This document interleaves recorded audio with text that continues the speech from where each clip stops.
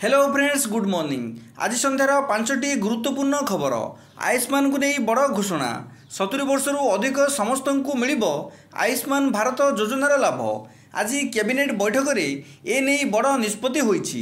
एणिकी 70 वर्षर अधिक जेकोसी वर्गर व्यक्ति आयुष्मान भारत जन आरोग्य योजना सामिल हेबे। से गरीब हुंतु बा धनी, समस्ते केंद्र सरकारंकर एही मेगा हेल्थ स्कीम रे 5 लाख जाए मागणा चिकित्सा सुविधा पाई परिबे। कैबिनेट बैठक पर केंद्र मंत्री अश्विनी वैष्णव कहिसेंती आजिर निष्पत्ति पर देशर 4.5 कोटी परिवार 6 कोटी अधिक वरिष्ठ नागरिक आयुष्मान भारत जन आरोग्य योजना सामिल हेबे।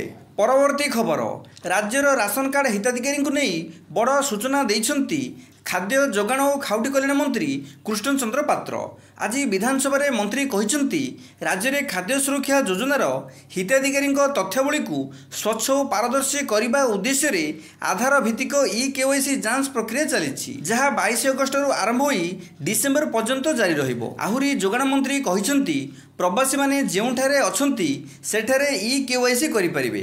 ओडिशा आसीबा दरकार नाही। जेउठी चाहिबे निकटस्थ सीएससी सेंटर को जाई फिंगरप्रिंट दे परिबे। परवर्ती खबर, सुभद्रा पाई टंका मागी गिरफ होइछंती 2टी जनसेवा केंद्र कर्मचारी। सुभद्रा योजना फॉर्म देबा किंबा ऑनलाइन रे जमा करिबा पाई टंका देबाकू पड़िबो नै बोली राज्य सरकार घोषणा करिसंती। एथिपई सारा राज्य रे जन सचेतनता सृष्टि करा जायछि। तेबे आज सुभद्रा योजना रे आवेदन पाई भुवनेश्वर एक जनसेवा केंद्र रे टंका आदाय करा जाउथिबा अभियोग होइथिला। सुभद्रा योजनार आवेदन पाई स्थानीय अंचलर अनेक महिला जनसेवा केंद्र को आसुथिबा बेले महिलांक ठारू 50 रु 80 टंका निया जाउछि। स्कान और जेरेक्स बाबद को टंका नेउथिबा जनसेवा केंद्र कर्मचारी स्वीकार करिसंती।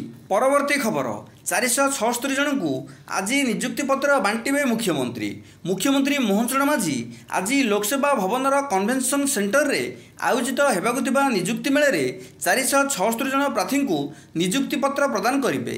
साधारण प्रशासन और साधारण अभियोग विभाग द्वारा आयोजित एही कार्यक्रम रे विभागीय मंत्री समेत मंत्रिमंडल अन्य सदस्य माने जोग देबे। अन्यपटे नियुक्ति प्रक्रिया को स्वच्छ और निरपेक्ष करबा पई राज्य सरकार स्वतंत्र आईन आनिबाकू निष्पत्ति नेइछंती।